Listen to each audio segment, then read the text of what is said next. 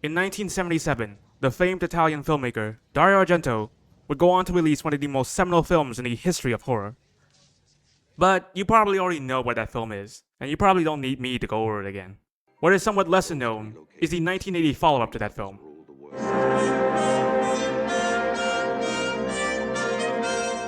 After editing 2 Romero films for the European market, Argento would start work on a sequel to the critically acclaimed Suspiria, announcing that it was the first in a trilogy he dubbed The Three Mothers. Similar to Suspiria, the film's story was the work of Argento's wife, Nicolodi, who didn't receive any credit, but she didn't seem too bothered by it. While she was the one who devised the basic story concept, the actual screenplay was written by Argento during a stay in New York, which is where most of the film takes place. Speaking of which, I think this is a good place to transition into. I'm gonna keep this part short, because the last time I did a long detailed plot summary, yeah. The film opens with a woman named Rose writing a letter to her brother Mark about her. Well, actually, spoilers, we never get to see the full contents of the letter, but I can only assume it's about her investigation into the three mothers. Who are they? Well, it's all laid out by a mysterious architect named Varelli. The three mothers ruled the world with sorrow, tears, and darkness. Mater Suspiriorum, the mother of sighs, Mater Lacrimarum, the mother of tears, Mater Tenebrarum, the mother of darkness. In effect, however, those three were sisters as well as mothers. Okay, why call them mothers then? Like, wouldn't the three sisters make more whatever. Rose's investigation leads her to exploring the basement of the apartment she's staying in, where she finds, an underwater secret room. And a corpse that she promptly doesn't report to the police. In fact, it's never brought up again. While she's doing all of that, Mark is busy trying to study music, but he can't focus on account of this woman and her cat, who are just so distracting that it leads to him accidentally leaving behind a letter, which is then taken and read by Mark's friend, Sarah, no relations, who decides to go on her own little investigation into this whole three mothers thing. That proves to be a really bad idea, as while trying to leave the place, she encounters some weird guy cooking up something. After realizing what she has, he gives chase, but she manages to escape. However, her status of being alive doesn't last too long, as after she arrives home and tries to phone Mark about the letter, she gets killed in a trap set up by the killer using Carlos, who's in sports. He's a sports writer for television. After hearing Sarah's phone call, Mark arrives just in the nick of time to get scarred. Hey look, it's that mysterious woman. I wonder if we're gonna ever see her again. Don't worry, we will. A year from now. After that, Mark tries to phone Rose, but oh no, connection bad. Like, what do you expect? It's a call from Rome to New York. That's like over 10 kilometers. It is in New York, the same night in April, where Rose is chased throughout the building by a mysterious assailant, leading her to a room filled with lizards. Rose wanders around. What? What? Yep, Rose is killed off pretty suddenly. I really thought she was gonna be our main female protagonist, but I guess I'll settle for Mark, who has arrived just in the nick of time to her apartment. In the apartment, he meets an old man in a wheelchair, being taken care of by a woman who seems very interested in toxicology. A professor, toxicology. She also finds studying music and writing poetry to be strange. The study of music. Oh yes, your sister's involved in rather strange work too. Strange? No, she writes poetry. Oh, Well, I guess she is a nurse, so no duh she would find musicology to be strange. Speaking of strange, there's not a lot of residents in this apartment, with one of the few being I'm just gonna take this from Wikipedia, a sickly countess, who was Rose's friend. The two eventually sit down to have a conversation about Rose, but it gets cut short by realizing there are bloodstains in front of Rose's room. Mark goes to investigate, but it doesn't last too long, because after looking into a vent, he becomes ill and passes out. Then the sickly countess witnesses Mark being dragged by a mysterious figure, who notices, causing her to freak out and try to escape the place. Unfortunately for her, the room she ends up going to is full of cats, which isn't necessarily a bad thing, except it is. After waking up from his nap, Mark goes to question Kazanium, a local bookseller, about his sister. Kazanium gives squat, cause he's an asshole, and he drowns cats, and he gets punished for it in the most New York way possible. After the disappearance of the Countess, her butler John and Carol, the hotel's concierge, are planning on what to do with her money. Their scheming doesn't get too far though, cause John, well, and then Carol...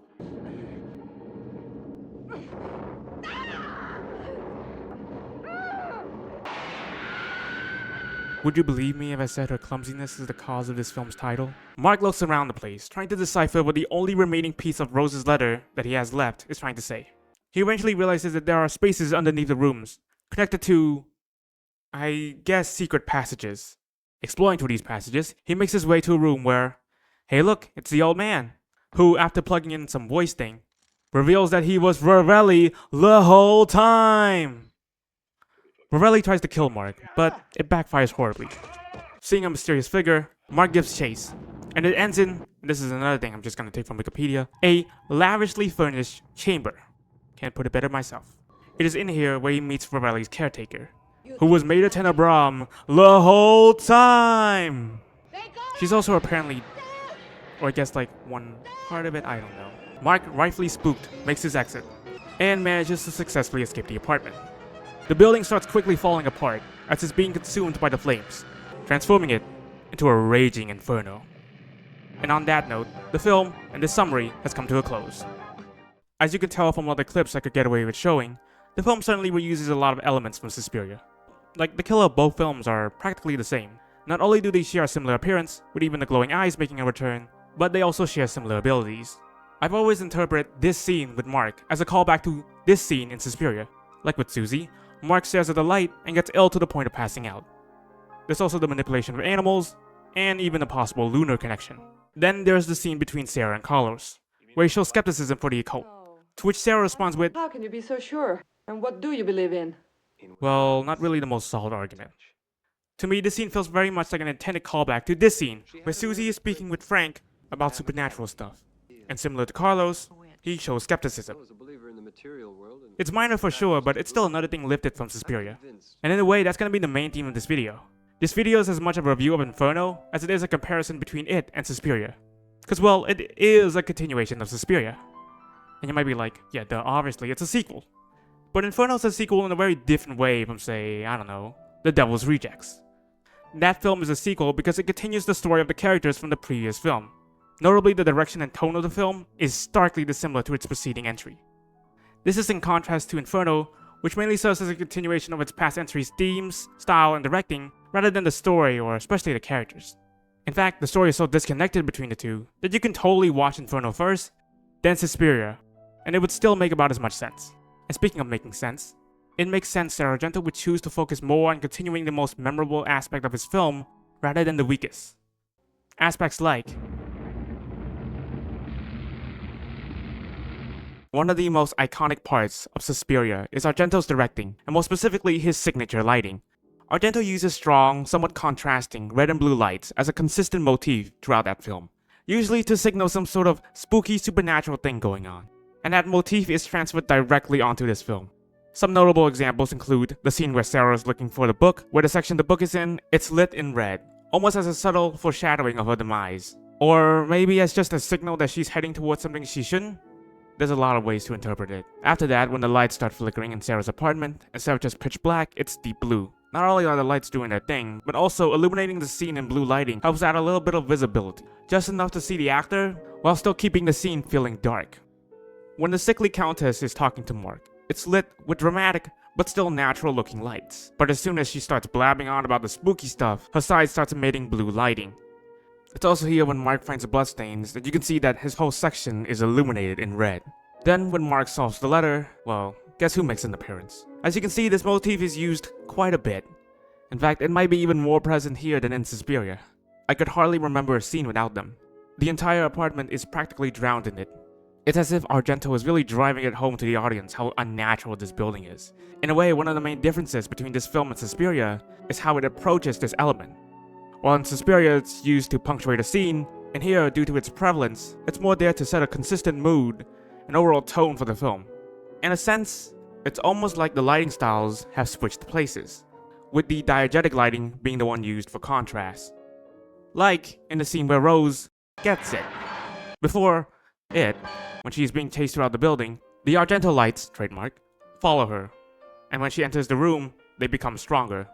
And finally, when she's being killed, they're pretty much the only things illuminating the scene. They start off as indicators, but end off as a fantastic way to give a lot of energy and terror to her sudden demise. It's another great showcase of the lights, but what I really like about the scene is how, at the height of its intensity, it abruptly cuts to Mark standing outside the exterior, and wouldn't you know it, it's pure diegetic lighting. The contrast cannot be any more extreme. The intensity of Rose's kill versus the abrupt calmness of Mark's arrival really helps to make her death feel truly shocking. A somewhat more subtler example of this would be the scene where Mark wakes up from his illness. After the terror of the scene before that was suffocated in the lights, Mark wakes up in a room completely devoid of them, which offers the audience a breath of fresh air. Argento took this very iconic part of his film and experimented with it by flipping it on its head. But Argento doesn't just stop at tweaking, because there is one scene in the film where Argento feels like he's treading new ground, and it's in this scene where Rose explores the flooded basement. The main point of the scene is to establish that this place belongs to Mater Tenebrarum and to scare the audience with the corpse. Now, Argento could have just set this scene in your standard spooky basement, but instead he chooses to have it take place in an underwater room. This choice is clever in two ways. Firstly, it's unique. This room is meant to be a point of interest. It's meant to be strange. It's meant to showcase the oddity of the place. So having it be underwater immediately grabs the audience's attention. Secondly, it builds tension. If Rose was just looking for her lost amulet in a standard room, the encounter with the corpse wouldn't be all too frightening. But when she's doing it underwater, with the risk of drowning, it creates pressure. Pressure that is built up to more effectively scare the audience. And unlike a standard room where she could make her exit quickly, in here she has to swim and struggle her way out, while the corpse is there floating around as a reminder of the danger present. Even when the big jump scare is finished, the fear and tension is still present, just by the very nature of the place she's in. I also really just like how the scene is shot, and I especially enjoy the sound design, which is what really gives the scene that strangely ethereal feel. It's a fantastic scene that shows that Argento is capable of expanding his craft. And in a way, that's another theme in this review. Inferno doesn't just change what's already present, it also offers some expansion of what was in Suspiria. And that's mainly seen in Suspiria, Helena Marcos was just a simple witch. But here, it's retroactively made clear that she isn't just any bog-standard witch. She's 1/3 of something more terrifying. Having the big bad of this film be connected to the previous film's main threat makes her feel, well, more threatening. We know what Mater Suspiriorum has done, so imagine how the crueler Mater Tenebrarum is. Honestly though, she's not that much worse than her older sister. Arguably, she did some good for the world, but the point still stands. Now, I know what you might be thinking. I thought you said the film didn't continue any of the characters. Well, the thing is, the film doesn't continue a character. She didn't really have a character to begin with, so there would be nothing to continue. The Three Mothers is an expansion of what was laid out in the previous entry. Mater Suspiriorum is mentioned only once directly, and possibly once again indirectly. She is practically just a prop here, a way to connect this film to the last. There's no further deep dive into what she did or who she was, cause that's not really important. In this film, her role is as a reminder to the audience and as a starting point for which Argento adds onto. And all of this expansion and addition feels natural, because it's all still pulling from the same source, Suspiria de Profundis. Helena Marcos and her whole ordeal was a tiny cutout of something larger, and for the sequel, Argento simply picked the pieces off the floor and assembled them back together to make a base for a new film. And this takes us to the question of why Argento chose to do this.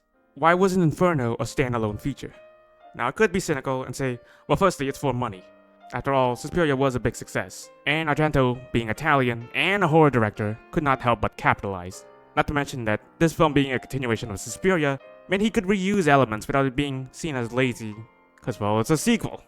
However, to be fair to Argento, as an artist, especially one who had just made something so critically acclaimed, it might have been tough for him to just throw away all the elements he was attached to, in favor of starting something from scratch. So, why not continue them? Now, if Argento was a subpar director, this film would have probably felt overly derivative of Suspiria. It would have been like every other shitty sequel that's too similar to its predecessor. However, Argento, being as talented as he is, doesn't just stop at rehashing stuff. Instead, he transforms and adds onto it, allowing the film to have some familiarity while still feeling fresh. Reusing stuff is not inherently bad, it's just when you don't try to do anything new with the stuff you're reusing. To compare, it's kinda like Apocalypse Now and Full Metal Jacket. You can pull out parallels between these two films, especially considering they're about the same thing. But the way they tackle it is so different that to say that one is derivative of another is silly. Now, this isn't the most equivalent comparison because those films were made by different directors and feel very different from each other. But honestly, Inferno and Suspiria also feel very different from each other. Despite all the comparisons I've made and will continue to make, yeah, this video's long, I will say that when comparing them side by side, the overall mood and feel were drastically apart from one another. In a sense, Argento is working with the same tools, and some of the same materials, but he saves himself from creating the same movie by adding new interesting materials and using the old tools in new ways. Like I said, it's fresh, yet also familiar. Now for the final section, I'll talk about the gore. It is a horror movie after all. Not to mention I don't have too much to say about the story and characters, which are, pretty good. I do have a tiny bit more to say about the music by Keith Emerson, because it's actually decent. Like, I mean, it doesn't stand as good on its own as Suspiria's score did, but there's still a fair amount of bangers. My favorites would include the absolutely incredible main theme, Taxi Ride Rome, and Cigarette Ices, etc. It's definitely a soundtrack worth checking out, especially if you like spooky piano music. Anyways, to the actual thing this section is about. The gore here is strangely lacking, all things considered. Sure, the kills themselves are creative, and some are even impactful, but the lack of cool gore effects actually brings them down in my opinion. A clear example of this would be the opening kill in Suspiria and Rose's death. Both are very intense, but whereas Pat's murder features a beating heart and a beautiful cinematic showcase of a bloodied corpse, Rose's on the other hand features some neck gore and some splats. Sure, getting decapitated with a window is a little bit more interesting than some knife stabs, but we don't even get to see her head detached from her body. That being said, I will give the film a pass here, because I do think cutting the kill short was the better creative choice, cause, well, I already told you the reason. However, what I won't give a pass to are the two animal kills that are featured here. Sure, they're fun. I especially like Kazam getting eaten by rats, cause come on, the film is set in New York, it just makes so much sense. But the thing is, he doesn't actually get killed by the rats, he just ends up getting almost decapitated, which is a pretty lame way to end what otherwise would be a pretty unique and horrifying death sequence. The Countess's cattening is no different. In fact, it's even lamer. Now compare these two to Daniel's dog mauling him. It's brutal and vicious, and the gore just makes it so horrifying. These two deaths, on the other hand, just feel kinda cheesy. There's only two kills in this film that I would say were fairly effective, and that would be Carlos's and the butler's death. For Carlos, it's pretty self-explanatory. It's a simple knife to the neck, and we don't even get to see it in action. But the fact we were hearing his voice just only seconds before, the way he strangely, stumbles to Sarah, and the sickly, vibrant blood that he spews out makes up for that. And in a lot of ways, it's a very classic Argento kill. For the butler, we also don't get to see his murder in action. But like with Carlos, it makes up for it with the practical effects, which makes the end result good enough for an effective scare. Like, I mean, look at it. That's gnarly as hell. Or I guess, as Inferno, cause, you know, the title. Let's wrap this up quick. I've done a lot of comparisons between this film and its predecessor, and so now I'm gonna answer what hopefully most of you should be asking by now. Is it better? As much as I love Inferno, and like what it did with what Suspiria established, Suspiria did do it first, and it did it with more theatrics. Inferno feels unique amongst its peers, but it's still a part of that group. That being said, Inferno is a standout member. The directing is excellent, and the methodology is very cool. It, in my opinion, is just as great of a showcase of Argento's skills as a director, while also displaying that he's capable of doing new things with old stuff. It's a fascinating film that demonstrates that even when you're working with the same stuff, you can retool it to make something distinct that's just as memorable and excellent. This has been the Orange Guy. Have a nice day.